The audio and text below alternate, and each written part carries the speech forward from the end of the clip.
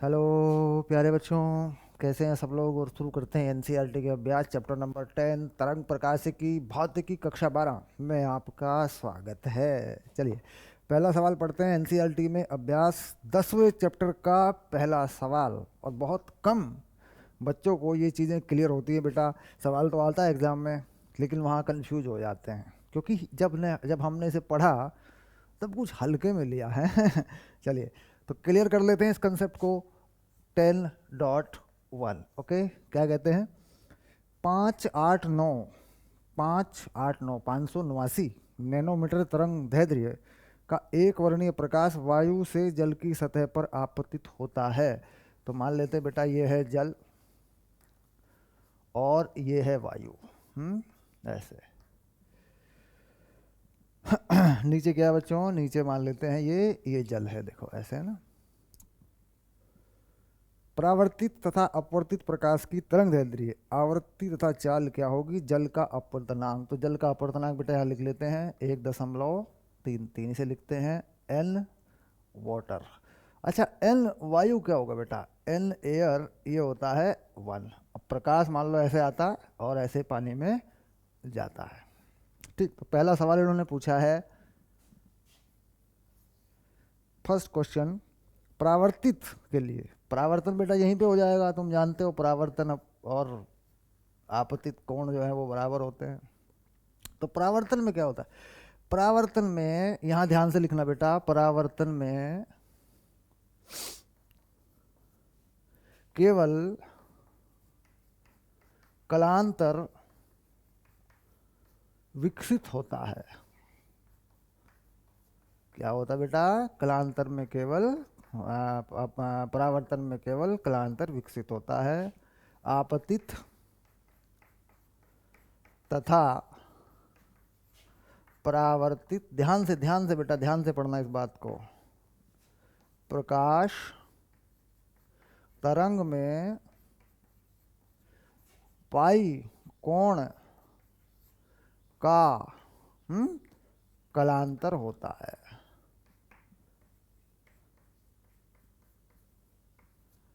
और क्या लिखेंगे? तरंग दैर्ध्य आवृत्ति तथा चाल में कोई परिवर्तन नहीं होता। बहुत ध्यान से पढ़ना बेटा, मतलब इन सब चीज़ों में कोई परिवर्तन नहीं होता। तो यहाँ क्या कहते हैं कि ये आपतित है। आराम से पढ़ेंगे बेटा, यहाँ कोई जल्दी नहीं हो रही है। कोई यूट्यूब वाले जो है भगाते हैं बहुत। ये हो गया, ऐसा कर देंगे वैसा कर देंगे और कुछ नहीं करेंगे। बाद में बच्चे टेंशन लेंगे पेपर के टाइम पे। तो ये है आपतित और ये है परावर्तित। तो आपतित कैसे लिखते हैं बेटा? आपतित को अगर मैं ऐसे लिखता हूँ, आपतित तरंग, बहुत ध्यान से देखेंगे, y बराबर ए साइन ओमेगा टी लिखते हैं ना ऐसे तरंग को। तो परावर्तित को कैसे लिखेंगे बेटा? परावर्तित तरंग, इसको कैसे लिखेंगे?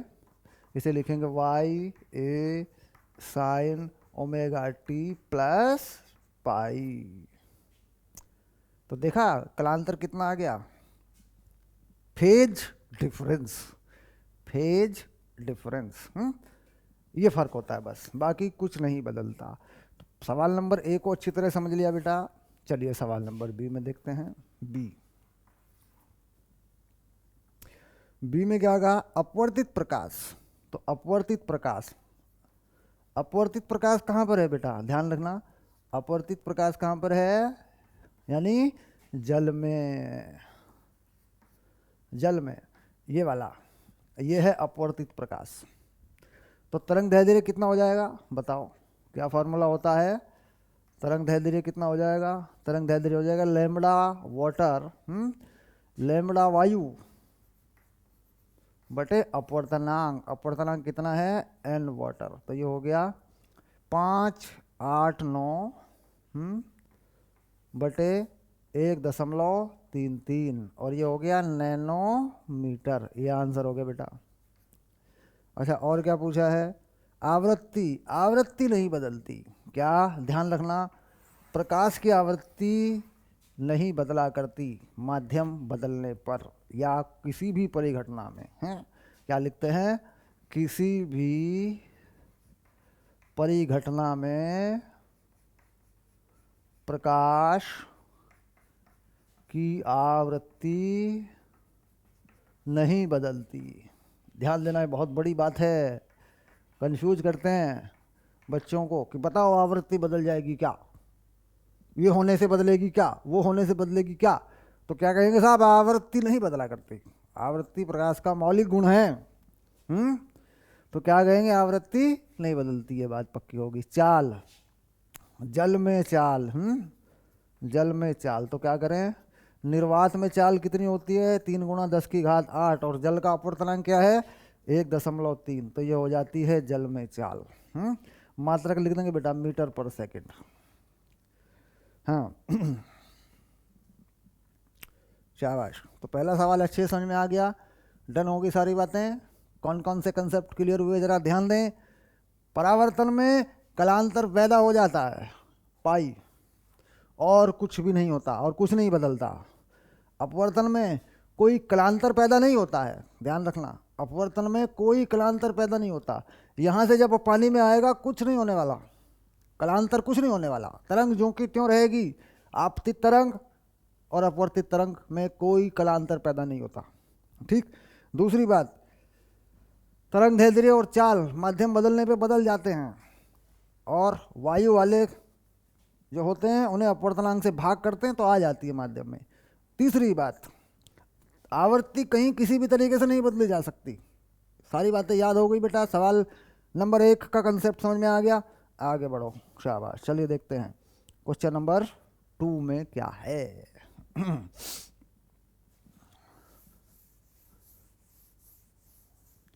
क्वेश्चन नंबर 2 को एक बार पढ़ लीजिए। Don't be on more rest, ज़्यादा आराम नहीं करेंगे। क्वेश्चन नंबर 2 को पढ़िए, क्या कहता है जरा एक बार देख लीजिए।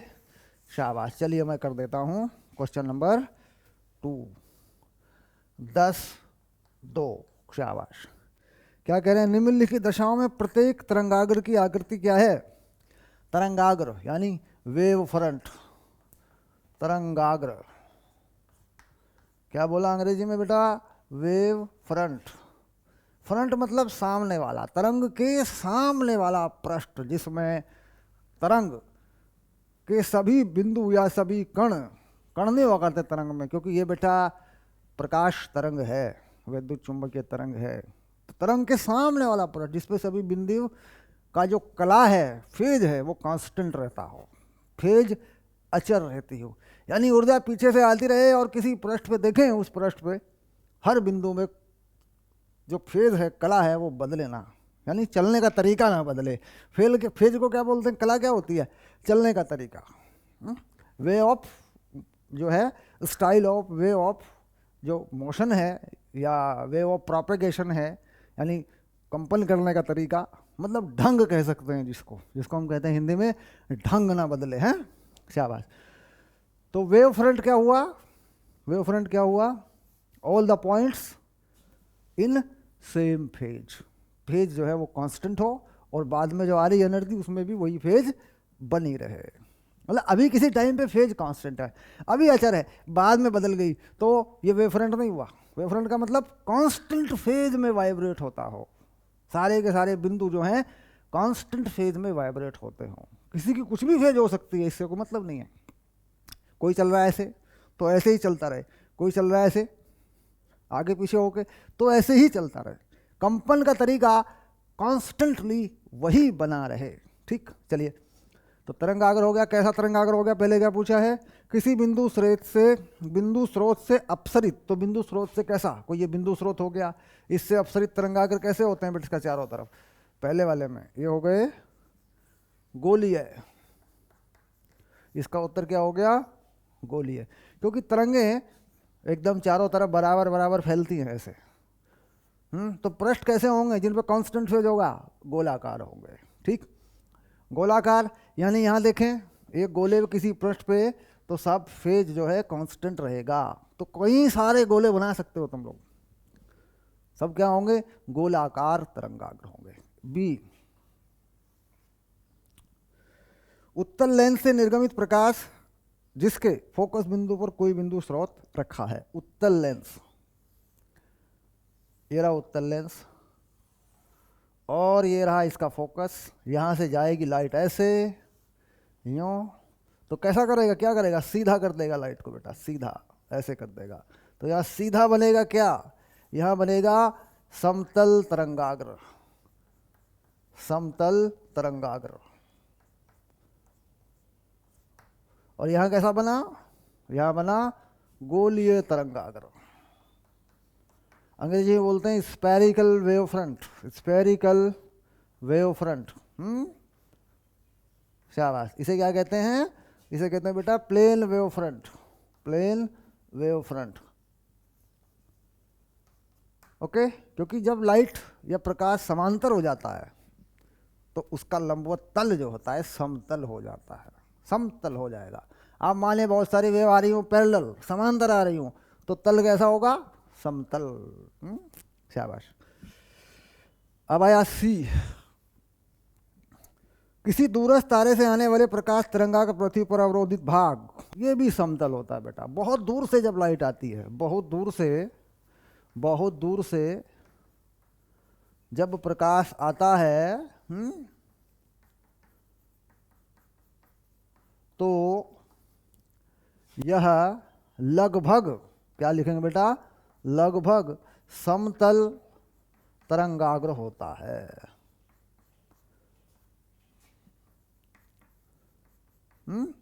समतल तरंगाग्र। तो कैसा लिख देंगे इसको, समतल, क्योंकि बहुत दूर से आ रहा है। आप मानिए अगर ये बिंदु स्रोत है और बहुत दूर जाके देखें, बहुत दूर जाके देखें, ऐसे बहुत दूर, बहुत दूर, तो कैसा बन जाएगा, समतल, बहुत दूर जाके। तो पृथ्वी पर किसी तारे से प्रकाश आएगा तो तरंगे लगभग समांतर हो जाएंगी, है ना। तीनों पॉइंट क्लियर हो गए, आगे चलते हैं। शाबाश, आगे बढ़िए। चलिए देख लेते हैं क्वेश्चन नंबर 3 को पढ़िए। आराम की मुद्रा में नहीं जाएंगे, अभी आराम नहीं करेंगे। शाबाश, क्वेश्चन नंबर 3 पढ़िए। शाबाश शाबाश शाबाश, एकदम रेस्ट रिलैक्स रही है। ओके, पढ़ने को बहुत कुछ है, पढ़ने को बहुत कुछ है। सर कुछ इंपॉर्टेंट सा बता दो, पेपर में आ जाएगा। पेपर के टाइम पे हो सकती है ना बातें, जब पेपर होगा, जब पूरा पढ़ाया जा रहा है फिर कुछ नहीं, फिर तो सारी चीज़ें पढ़ो। अब आया 10 का 3, कांच का अपवर्तनांक कितना है, कांच में प्रकाश की चाल इतनी है। कांच का अपवर्तनांक कितना है, कांच में प्रकाश की चाल इतनी है। कितनी है भैया कांच में प्रकाश की चाल, तो क्या लिखते हैं, कांच में प्रकाश की चाल कितनी हो जाएगी बेटा, वी ग्लास, वी एयर, और कांच का अपवर्तनांक कितना, 1.5, तो कितनी होगी, 3 गुना 10 की घात 8 और बटे 1.5 बराबर 2 गुना 10 की घात 8 मीटर प्रति सेकंड। लो बेटा, ये रहा उत्तर। बढ़िया सवाल है, बोर्ड के मतलब का सवाल है। सर कंपटीशन में इसका कोई, अरे कौन पूछेगा कंपटीशन में, छोटी बात थोड़ी पूछते हैं। वैसे चाल का कंसेप्ट क्लियर होना चाहिए, प्रकाश की चाल का, तरंग दैर्ध्य वगैरह का कंसेप्ट क्लियर होना चाहिए। क्या कांच में प्रकाश की चाल प्रकाश के रंग पर निर्भर करती है, यदि हाँ तो लाल तथा बैंगनी में से कौन सा रंग कांच के प्रिज्म में धीमा चलता है। ठीक, ओके, ये कॉन्सेप्ट है बी वाला। ठीक, तो लाल रंग के लिए कांच का अपवर्तनांक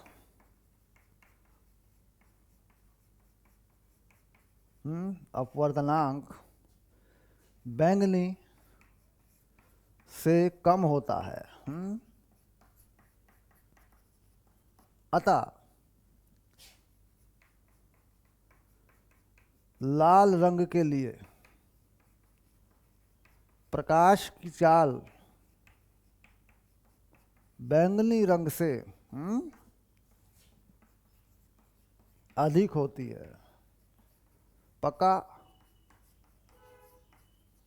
तो क्या लिख देंगे, अपवर्तनांक लाल और अपवर्तनांक बैंगनी और चाल लाल अधिक बैंगनी, है ये लो बेटा, ऐसे लिखेंगे।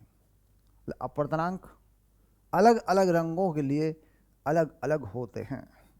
अपवर्तनांक अलग अलग रंगों के लिए किसी भी माध्यम के अलग अलग होते हैं।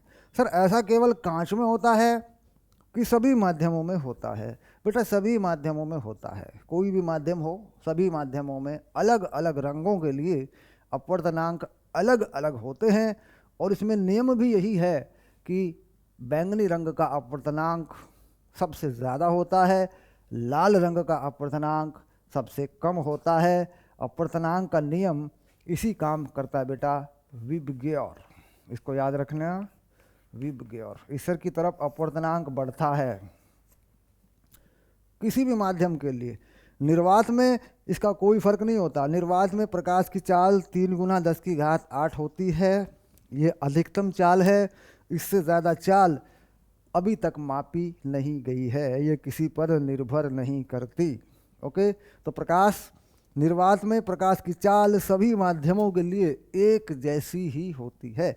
लेकिन जब प्रकाश माध्यम में प्रवेश करता है, ध्यान से मेरी बात सुनते रहना, जब प्रकाश माध्यम में प्रवेश करता है तो प्रकाश में कुछ गुण उभर के आते हैं, जैसे इसकी चाल, इसकी तरंगदैर्ध्य आदि अपवर्तनांकों के अनुसार बदलने लगती है माध्यम में प्रवेश करने पर। ठीक है, तो कंसेप्ट इस सवाल का बेटा क्लियर हो गया। आगे चलते हैं, शाबाश। क्वेश्चन नंबर 4, शाबाश।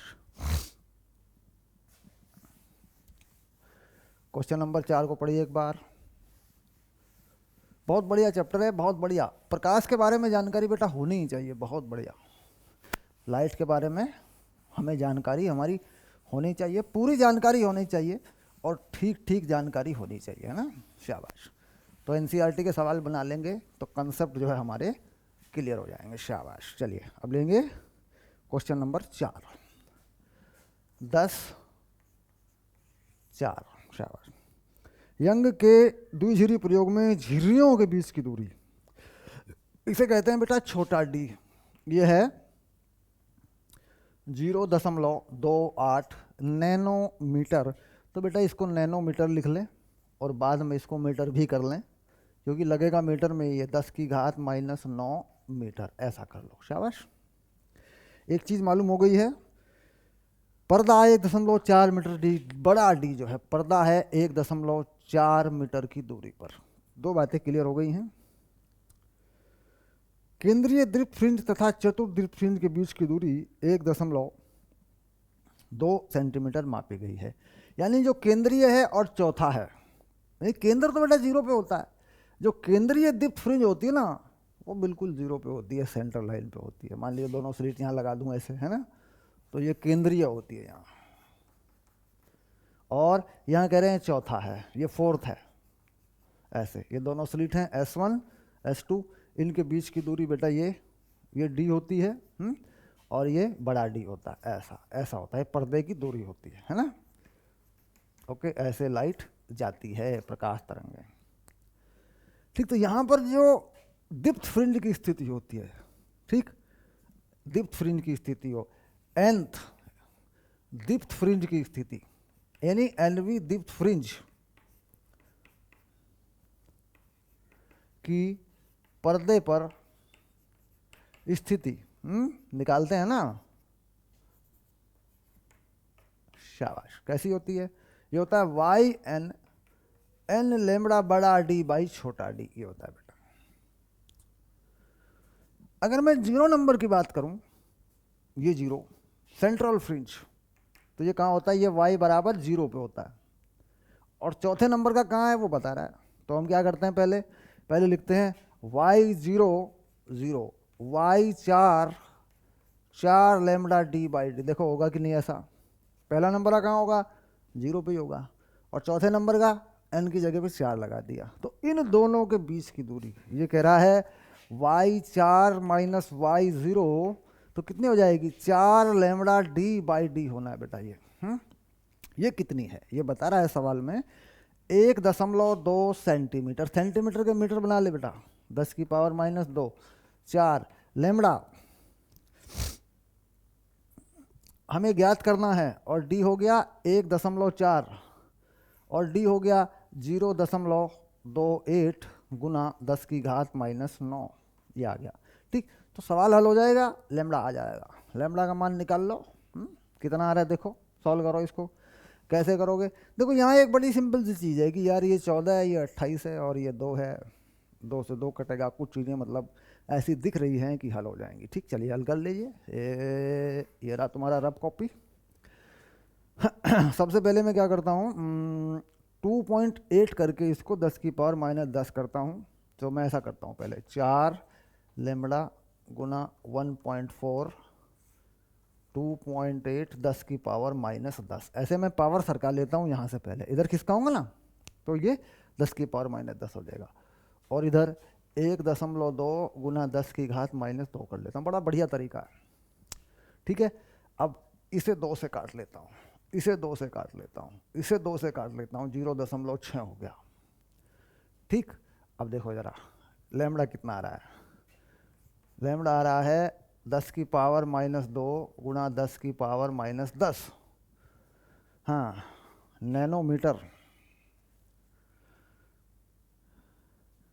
क्योंकि इसे इधर सरकाऊंगा तो इसका मतलब ये होगा कि मैं 10 से गुणा करूंगा, 10 से भाग करूंगा तो ऊपर 10 आ जाएगा, और ये 4 हो गया। 1.2 सेंटीमीटर के मीटर बनाऊंगा। तो बड़ा अजीब सा आ गया। 10 की पावर -12 थोड़ा ना होता है बेटा, 10 की पावर -12 में तो कोई वेवलेंथ होती नहीं है। मिलीमीटर है, 28 मिलीमीटर। तो मिलीमीटर वाले का 10 की पावर -3 कहीं लगाया था, देखो हमने। हाँ, अरे बाबा, यहाँ ये 10 की पावर -3 है, ऐसे है ना। तो ये 10 की पावर -4 हो जाएगा, 10 की पावर -6 हो जाएगा। शाबाश। और गुना में रहेगा 0.6, तो 6 गुना 10 की पावर -7 हो जाएगा। ओके, चलिए उत्तर मिला देते हैं बेटा। मिलीमीटर को नैनोमीटर बना के लगा दिया है। कल कोई बात नहीं, चलेगा। हल करो, आगे बढ़िए। अगला सवाल पढ़ेंगे बेटा, अगला सवाल पढ़िए। 10/4 का आंसर मिला दे रहा हूँ। 600 नैनोमीटर। ओके, शाबाश। 600 नैनोमीटर, अगर 2 जीरो लगा दो तो नैनो बन जाएगा। हाँ, हो गया, ठीक है। खैर, छोटे डी का वैल्यू नैनोमीटर लगा रखा है बेटा, ये मिलीमीटर है। देखो ये रहा, और ये हो गया मीटर। अब मैं ज़रा ये देखूं कि लिखा क्या है। मिलीमीटर है बेटा, नैनोमीटर मिस प्रिंट हो रखा है, मतलब एन दिख रहा है, ऐसा लग रहा है जैसे एन हो किताब में। भले इतना कम नहीं हुआ करता, डी नैनोमीटर में नहीं हुआ करता, मिलीमीटर में ही होगा, है ना। चलिए क्वेश्चन नंबर 4 आगे बढ़िए। 5 नंबर, शाबाश। क्वेश्चन नंबर 5 आगे बढ़ते चलेंगे। गुणा और भाग की गलतियों को ध्यान से ठीक करेंगे बेटा। गुणा और भाग में गलतियां होती हैं, बहुत होती हैं। हम देखते हैं अपने पूरे कोर्स में गुणा और भाग में गलतियां छोटी मोटी होती रहती हैं। चलिए अब आया क्वेश्चन नंबर 5, 10/5। ये भी बहुत बढ़िया सवाल है, और बेटा ये इंपॉर्टेंट भी है। ये बोर्ड एग्जाम के लिए भी इंपॉर्टेंट है, मैं बता दूं, और ये कंपटीशन के लिए भी इंपॉर्टेंट, दोनों बातों में इंपॉर्टेंट है ये सवाल। ठीक, चलिए। यंग के द्विध्रुवी प्रयोग में लैम्ब्डा तरंगदैर्ध्य पर एक वर्णीय प्रकाश उपयोग करने पर पर्दे के एक बिंदु पर जहां पथांतर इतने हैं, प्रकाश की तीव्रता के इकाई है। तो सबसे पहले के ले लेते हैं बेटा, ऐसे। और ये फॉर्मूला होता है 4I0 cos स्क्वायर π/2, है ना। तो 5/2 ये होता है कलांतर। तो बेटा ये होता है कलांतर 2π/λ, और यहाँ होता है बेटा पथांतर। तो पहला कलांतर लगेगा 2π/λ, पहला पथांतर लैम्बडा बताया हुआ है, और ये बताई हुई है चीज़ के, यानी तीव्रता जो पर्दे पर है वो के है। तो यहाँ पे कितना आ गया बेटा, 5 आ गया 2π। तो यहाँ इसके लिए 2π लगाएंगे कि 4I0 cos स्क्वायर 2π/2, तो के ये हो जाएगा 4I0। क्यों? क्योंकि 2π/2 क्या होगा, पाई होगा। पाई का मान क्या होता है कोस में, -1 होता है। तो -1 का वर्ग करेंगे, स्क्वायर करेंगे तो 1 हो जाएगा, ये बनेगी। यानी ये अधिकतम तीव्रता है, मैक्सिमम इंटेंसिटी है। पर्दे के किसी बिंदु पर ये मैक्सिमम इंटेंसिटी है। ओके, इसके बाद कह रहा है जब λ/3 हो जाए पथांतर, तो हम लिखते हैं जब पथांतर λ/3 है तो कलांतर यानी 5 का मान क्या होगा, 2π/λ, λ/3 हो जाएगा बेटा 2π/3। अब यहाँ क्या आते हैं, इंटेंसिटी I मान लेते हैं 4I0 cos स्क्वायर। कितना पथांतर है बेटा इस बार, 2π/3, तो यहाँ लगाएंगे 2π/3, तो I हो जाएगा 4I0 बेटा 2π/3 अपॉन में 2 है तो 2 लगा दे नीचे, तो 2 से 2 कट गया तो π/3 रह गया, cos square π/3, cos square π/3 4I0, इसे कहते हैं बेटा cos 60 की वैल्यू है ना, शाबाश, इसका स्क्वायर कर दिया तो ये होती है 4I0 और 1/2, स्क्वायर रहेगा, ध्यान रहे स्क्वायर लगा हुआ देखो ऊपर है ना, यहाँ स्क्वायर लगा लो, तो I की वैल्यू आ गई 4I0/4 यानी सिर्फ I0। ठीक, इसे मान लेंगे समीकरण नंबर 1। तो यहाँ लिख देंगे इक्वेशन या समीकरण नंबर 1 से I बराबर K/4, ये हो गया आंसर।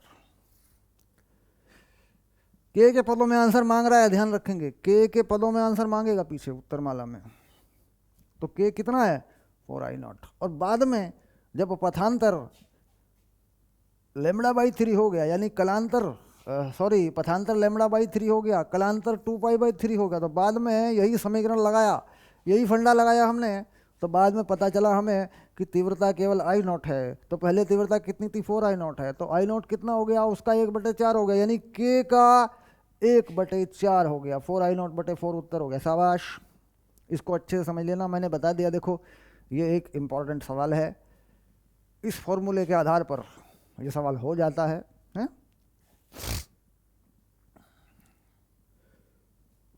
चलिए क्वेश्चन नंबर 6, शाबाश।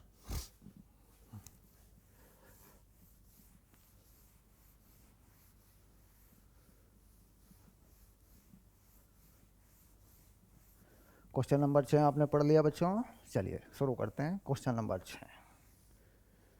क्वेश्चन नंबर 6 मुझे उम्मीद है कि आपने पढ़ लिया होगा। करो बच्चों शाबाश, क्वेश्चन नंबर 6 करो।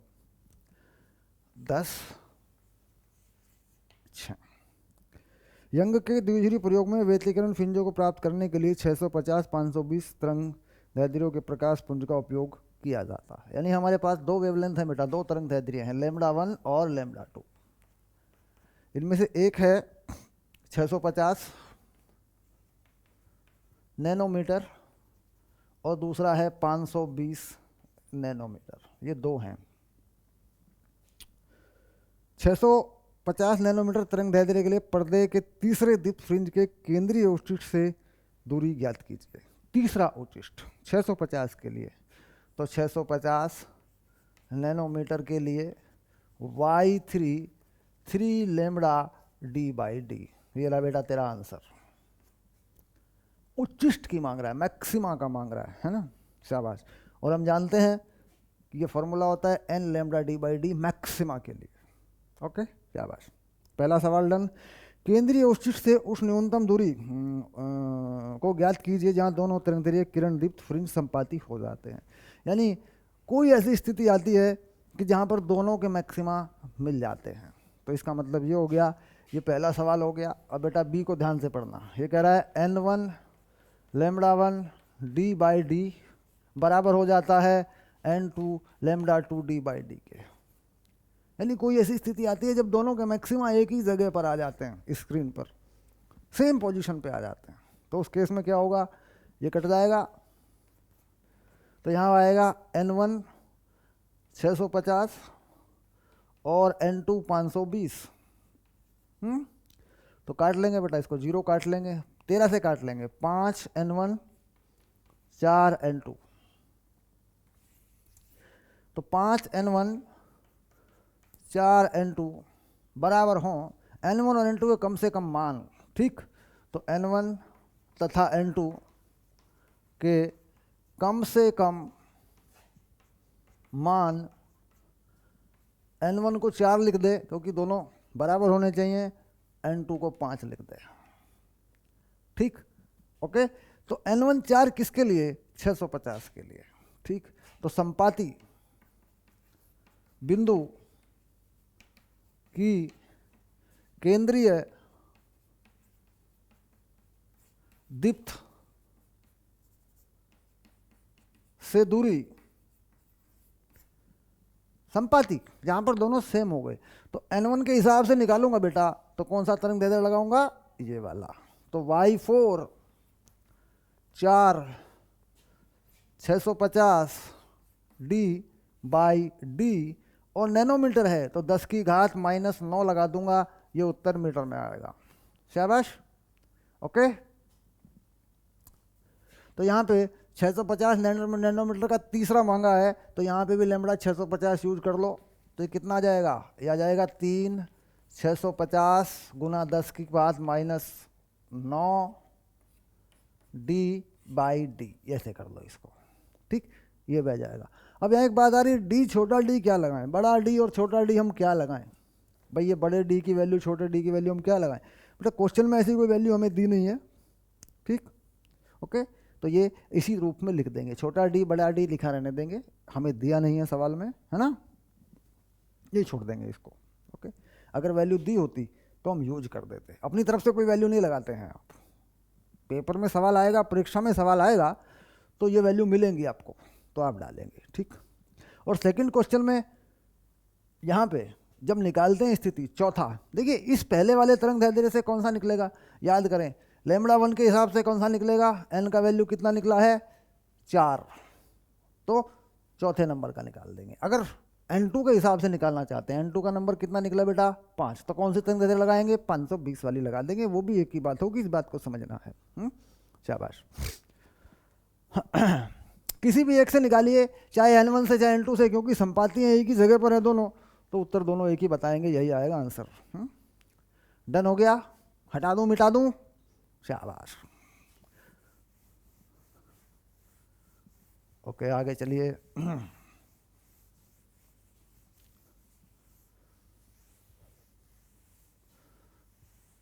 तो 6 सवाल हो गए डन। पहले 6 सवाल पर हमने विजय प्राप्त कर ली है सर। चलिए अब देखते हैं अगला सवाल, क्वेश्चन नंबर 7। 10/7 क्या कहता है? 10/7 में एक दूसरी प्रयोग में 1 मीटर दूर रखे पर्दे पर, तो बेटा डी तो 1 मीटर हो गया, ले बड़ा डी जो है ना वो 1 मीटर हो गया, ले शाबाश। केंद्रीय चौड़ाई मीटर रखे, फ्रिंज की चौड़ाई, फ्रिंज की चौड़ाई बेटा बीटा होती है, केंद्रीय होती है λ/d, कितनी आ रही है? ये आ रही है 0.2 अंश पाई गई। उपयोग किए गए प्रकाश की तरंग दैर्ध्य लैम्बडा जो है ये है 609 नैनोमीटर गुना 10 की घात -9 मीटर, ये आ गया बेटा, ये लैम्बडा है। यदि पूरा प्रायोगिक उपकरण जल में डुबो दिया जाए तो फ्रिंज की कोणीय चौड़ाई क्या होगी? तो ये किस में है? ये है वायु में। अच्छा, जल में डुबोने पर, जल में डुबोने पर क्या होगा? तरंग दैर्ध्य बदल जाएगा। फॉर्मूला ये होता है, ठीक। तो बीटा डैश मान लूँ, लैम्बडा जल का अपवर्तनांक, n वाटर कर लूँ, d कर लूँ, शाबाश। ये कितनी है बेटा? ये है 2 अंश, जल का अपवर्तनांक अलग से आ गया नीचे, बाकी तो सेम है। तो कितना अपवर्तनांक है जल का? 4/3, तो कितना हो गया? 3 गुना 0.2 डिग्री बटे 4, ये हो गया 0.15 अंश उत्तर। यानी ये जो चीज़ें दे रखी हैं इनकी ज़रूरत नहीं पड़ी, मतलब इनकी ज़रूरत ही नहीं पड़ी। सीधे सीधे देखने में आ रहा है कि यहाँ जो तरंग दैर्ध्य लगी है हवा में, पानी में, वो λ/n लगेगी, पानी का अपवर्तनांक से भाग हो जाएगा बस, और कुछ भी नहीं होना। मतलब जहाँ वेवलेंथ लगती है, जहाँ तरंग दैर्ध्य लगता है ना, वहाँ हम वायु में कर रहे हैं, फिर उसे किसी माध्यम में लेके जाते हैं, जल में, कांच में, तो क्या होता है, केवल अपवर्तनांक से भाग हो जाता है। तरंग दैर्ध्य हो चाहे प्रकाश की चाल हो, दोनों केस में ऐसा ही होता है। ठीक, तो ये आ गया तुम्हारा उत्तर। शाबाश। दोनों बातें क्लियर हो गई हैं। शाबाश। तरंग दैर्ध्य का फंडा क्लियर हुआ। और ऐसा जरूरी नहीं है किसी सवाल में बहुत सारी चीज़ें दे रखी होंगी, बोला सर इसका तो यूज नहीं, जरूरी नहीं है उसका यूज हो। क्वेश्चन देने में जब क्वेश्चन पढ़ रहे हैं तो फोकस हमारा इस बात पे होना चाहिए कि हमारा मेथड क्या है। अब मान लीजिए किसी सवाल में बहुत सारी चीज़ें दे रखी हैं, कुछ चीज़ें ऐसी दे रखी हैं फालतू में जिनका सवाल में काम ही नहीं है, हो सकता है ऐसी चीज़ें अभी भी देखो हमने देखा, ज़रूरत नहीं पड़ी, तो फॉर्मूले पे रहें, कई बार कन्फ्यूज हो जाते हैं, यार ये दे रखा है ये कहाँ लगेगा, इसमें ज़रूरी नहीं है कि वो लगेगा भी। फॉर्मूला क्या है, बेसिक कंसेप्ट क्या है, इसको ठीक करना रखता है। चलिए अब लेते हैं 8, 10, 8, 8वां सवाल देखते हैं। शाबाश। क्या कहा, वायु से कांच में संक्रमण ट्रांजिशन के लिए ब्रूस्टर कोण क्या है। बड़ा सिंपल है, ब्रूस्टर कोण क्या होता है बेटा, IP, tan इनवर्स N माध्यम और N वायु, ये होता है बेटा। शाबाश, ऐसे। तो IP है ना, इसे बोलते हैं ब्रूस्टर कोण, ध्रुवण कोण बोल देते हैं। tan इनवर्स 1.5/1, तो IP tan इनवर्स 1.5। बस बेटा यही उत्तर लिखेंगे। इसका वैल्यू 57 डिग्री के आसपास होता है, 57 डिग्री के आसपास होता है। इसका वैल्यू कितना होता है, लगभग 57 डिग्री के आसपास होता है, लेकिन हम लिखेंगे नहीं क्योंकि हमारे पास टेबल नहीं होती, हम यही छोड़ देंगे बस इसको। tan इनवर्स 1.5, इसे क्या बोलते हैं, इसे बोलते हैं ध्रुवण कोण। याद आ रहा है, ध्रुवण कोण, एंगल ऑफ पोलराइजेशन, IP लिखा हुआ है, ध्रुवण कोण। शाबाश। क्वेश्चन नंबर 8 डन, आगे बढ़िए। मतलब क्वेश्चन नंबर 8 में तो तुम्हें केवल पहचानना है, ब्रूस्टर का नियम याद करके रखेंगे बेटा। ब्रूस्टर का नियम इंपॉर्टेंट चीज़ है बहुत। जब ब्रूस्टर का नियम है, प्रकाश का ध्रुवण करने का एक तरीका, परावर्तन द्वारा प्रकाश का ध्रुवण करने का फंडा, छोटा सा नियम है और बहुत काम आता। छोटा सा नियम है बेटा, बहुत ध्यान आता।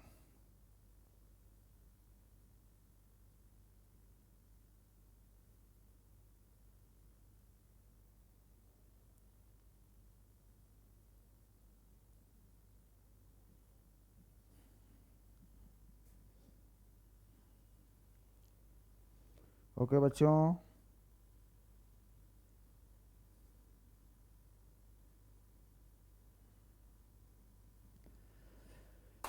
शाबाश। चलिए अब आ गया कौन सा सवाल सर, अब आ गया 9 नंबर का सवाल। हम जा रहे हैं सर 9 नंबर की तरफ। 10, 9, बहुत ही बढ़िया। 5000 एंगस्ट्रॉम तरंगदैर्ध्य का एक प्रकाश एक समतल परावर्तक सतह पर आपतित होता, बाप रे, समतल परावर्तक सतह पर आपतित होता 5000 एंगस्ट्रॉम। सर 500 नैनोमीटर ही तो होता है। 5000 एंगस्ट्रॉम कितना होता है, अच्छा बताओ। 500 नैनोमीटर। अच्छा 500 नैनोमीटर प्रकाश का कौन सा रंग होना चाहिए, अब सोच के बताना। देखो सवाल पूछता हूँ तुमसे, लाल रंग पे जो तरंग दैर्ध्य होती है बेटा, वो होती है 700 या 800 के आसपास। सोच के बताना, 8000 एंगस्ट्रम पे लाल रंग है। अच्छा नीचे जो बैंगनी है, बैंगनी कहाँ पर है, ये है 4000 पे। तो 5000 पे कौन सा पड़ेगा तो 5000 पे कहीं बीच में कुछ आने वाला है, मान लो 5000 लिख दूँ, तो कौन सा पड़ने वाला है इस पे लगभग हरा पड़ने वाला है बेटा, हरा रंग होता है लगभग, मतलब हरे के आसपास। हरे से ऊपर कौन सा होता है, पीला, हरा पीला, हरा पीला। शाबाश। तो अंदाजा लगा लोगे ना आप, अगर कुछ लिखा है एंगस्ट्रम में या नैनोमीटर में तो तुम लगा लोगे ना कौन सा रंग होता है। शाबाश। चलिए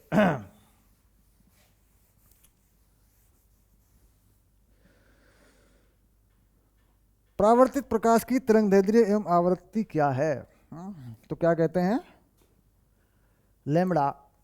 लैम्बडा कितना होगा बेटा, लैम्बडा होगा 5000 एंगस्ट्रम। तो 5000 एंगस्ट्रम को 10 की पावर -10 बना के मीटर में कर लो। ऐसे कह रहे हैं आवृत्ति। तो फार्मूला क्या होता है, v बराबर न्यू लेमड़ा, ये फार्मूला होता है। न्यू क्या होती है, आवृत्ति, तो v बाई लेमड़ा। v कितनी है, 10 की घात +8, लेमड़ा कितना है 5000 गुना 10 की घात -10। तो कितनी होगी बेटा, ये हो गया 3 1 2 3 18, तो 15 हो गया यहाँ पे। शाबाश, 18 में 3 गए, ये हो गया 5000, तो 3 जीरो कट गए। शाबाश, ये आती है बेटा हर्ट्ज में। तो 0.6 गुना 10 की घात 15, ये हो गया 6 गुना 10 की घात 14 हर्ट्ज। हर्ट्ज। शाबाश, ये हो गई आवृत्ति। आवृत्ति निकल गई। परावर्तित प्रकाश की तरंग धैर्य यही होती है, सेम। आवृत्ति भी यही होती है। आवृत्ति तो बदलती नहीं है, परावर्तन में कुछ नहीं बदलता, चाल वाल। तो फिर क्या बदल जाता है सर परावर्तन में? परावर्तन में कलांतर आ जाता है बस। लेकिन सवाल में पूछा नहीं है कि परावर्तन में प्रकाश का कौन सा कोण बदल जाता है, मतलब कौन सा गुण बदल जाता है। तो गुण तो कोई नहीं बदलता, परावर्तन में कोई गुण नहीं बदलता। क्या होता है फिर सर, एक कलांतर आ जाता है, पाई। ये पहले सवाल में मैंने क्लियर कर दिया था बेटा।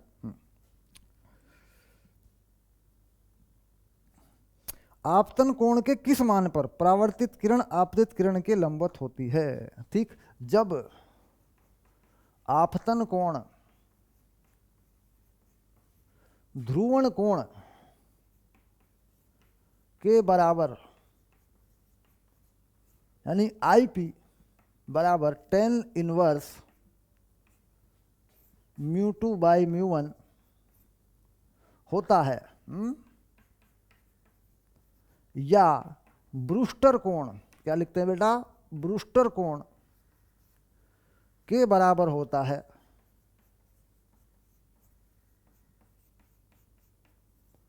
तो परावर्तित किरण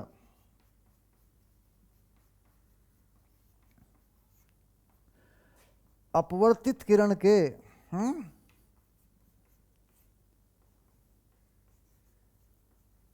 अपवर्तित किरण के लंबवत, याद हो जाएगा बेटा अब तो तुम्हारा, ये ब्रूस्टर का नियम भी होती है, होती है। शाबाश, यानी ये कौन इसके बारे में जानना चाह रहा है, वो परावर्तित ब्रूस्टर का नियम वाला फंडा है। शाबाश।